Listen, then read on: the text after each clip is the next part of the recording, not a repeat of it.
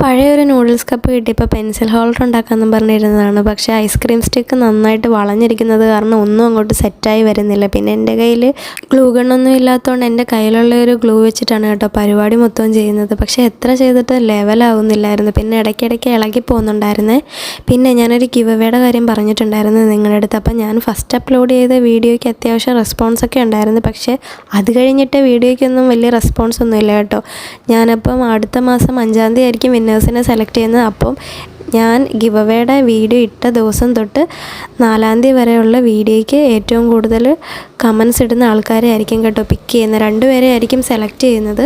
റൂൾസൊക്കെ ഞാൻ പറഞ്ഞിട്ടുണ്ടായിരുന്നു. എൻ്റെ വീഡിയോയ്ക്ക് നല്ലൊരു കമൻ്റ് ഇടുക, സപ്പോർട്ട് ചെയ്യുക, ചാനൽ സബ്സ്ക്രൈബ് ചെയ്യുക.